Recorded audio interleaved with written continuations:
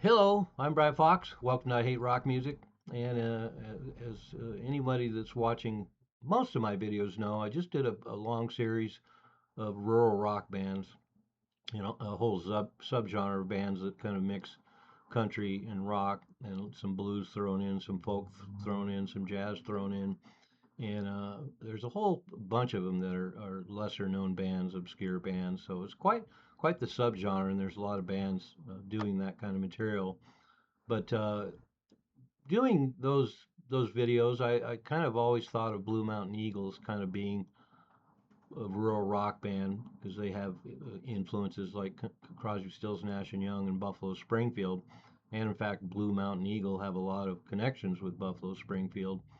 But reviewing the record now, I consider it more of just a. It's got some rural rock tendencies, but it's just a killer hard rock album, and it does have some affinity to Buffalo Springfield, but they have three guitar players, and it gives them quite a raucous attack. And there's a lot of electric stuff on it, and so this is definitely a pretty powerful guitar-oriented record. So overall, and at this juncture, I don't really consider them a full-fledged rural rock band sort of thing. But anyway, they were around from 1969 to 1970. The band was David Price on guitar and vocals, Joey Newman on lead guitar, keys and vocals, Randy Fuller on bass and vocals, Bob Jones on lead guitar and vocals, and Don Poncher on drums and vocals. So three guitar players.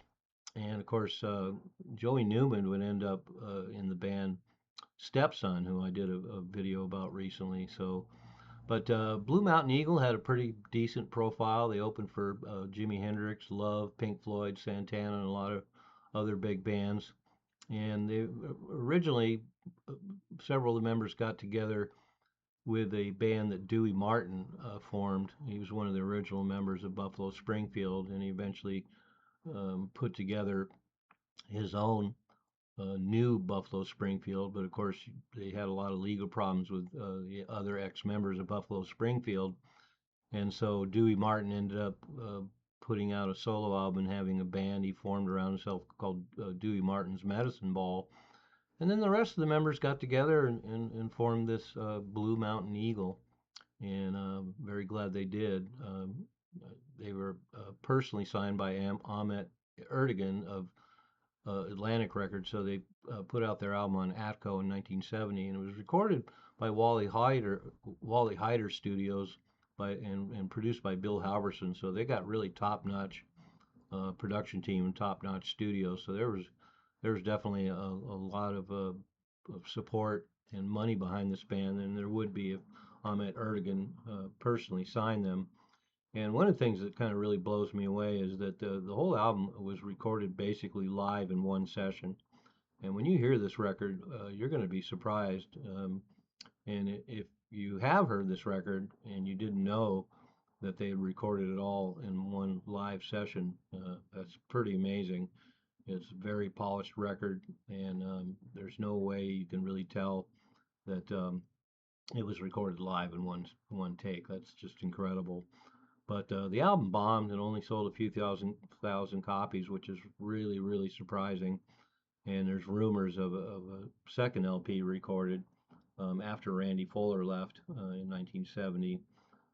So, but the band's got quite a reputation now. So if there is a second LP out there, sooner or later somebody should be getting around to releasing some of that material. But all in all, just really great lead vocals, pretty much dispersed among all the members of the band because all five of them are singers, so you get a lot of variety as far as the lead vocals on the record. Very solid rhythm section. You can tell in different parts that um, they're very capable um, rhythm section. There's some cool breaks in the drums right off the bat. And "Love Is Here" is the first song, and it shows you everything that's great about this band. You can hear the three guitar parts right away, usually a rhythm guitar and two lead guitar players. There's an extended middle part with amazing guitar work and wonderful harmonies, but the drums really stick out on that. But yeah, so great lead vocals, solid rhythm section, great harmonies. All these bands have great harmonies, nice arrangements and breaks. Everything you'd want in a rock album. And then you got this triple guitar attack, and it kind of reminds me of Black Pearl in that sense. It's pretty cool. There's only one thing I like better than a one guitar band. It's a two guitar band, and one thing I like better than a two guitar band is a three guitar band. So anyway, so I'm going to run through the record a little bit. Love Is Here, I already mentioned, just a really great rock song. Yellow's Dream, the second song, is kind of popish.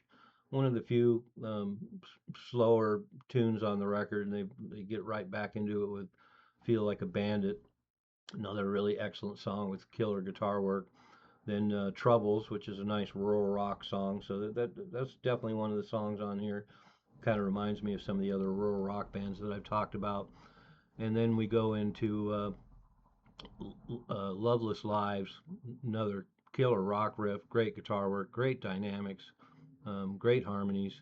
Um, once again showing that they had really excellent arrangements as well, and that's really important sometimes. I've talked about a couple records on here where there's a lot of other things going for them, but sometimes the arrangements aren't that good, and all the best records really have stunning arrangements. I mean, that's what it's all about. Eventually, you start with a good song, and then you work on the breaks and the bridges and all the little bits and perks. You got to have a killer arrangement to come up with something killer in the end. So anyway, back to the record. Then it picks up with No Regrets, another countryish rocker, and then Winding Your String, uh, excellent killer guitar work. And I swear I hear a double bass pedal in there. I was really surprised to hear that at the end. And there's even um, pedal steel on there, which is really nice. Then it goes into Sweet Mama, a really good rock song. Once again, two lead guitars at the end. It's got a drum solo at the end, and a very extended uh, guitar work out at the end of that song. So definitely check out Sweet Mama. Then it finishes up with three more songs, and the last song is a non-LP 45 of a Stephen Stills song they recorded, Mary Ann. One last chance to maybe sell some records and get some interest in the band, but it flopped too, and so they bailed. But the last two songs on the album before that are "Promise of Love," which is a real solid rock song, and then the last one is a "Trivial Sum," and boy, it's got some incredible leads on it. So anyway, as you can tell from my discussion of the record, there's a lot of excellent lead guitar work from two lead guitar players and a great rhythm guitar player. So there's guitars galore, and it really gives this record a special sound, particularly amongst the Buffalo Springfield influence. To hear this much great guitar work on what otherwise probably would have been considered more of a rural rock album, but that three guitar attack really pumps this record up, and I think it's one of the finest obscure rock records in a year, 1970, where there was so many great albums. That whole period from 1969 to 1973. I mean, you'd pick any one of those years, and there's so many great albums. And 1970 was no different. Just excellent, excellent stuff. And that includes, of course, all the obscure bands. So all those years were really excellent with all the top-notch bands that were out there putting out records. But it was a great time for obscure bands that were really, really excellent too. And Blue Mountain Eagles, definitely one of them. So anyway, as usual, the link's below. Check it out. I'm sure if you haven't heard it, it's going to be one of those records that should impress you right away. And if you have heard it, well, I hope you liked what I said about it. I'm Brian Fox. Thanks for watching I Hate Rock Music.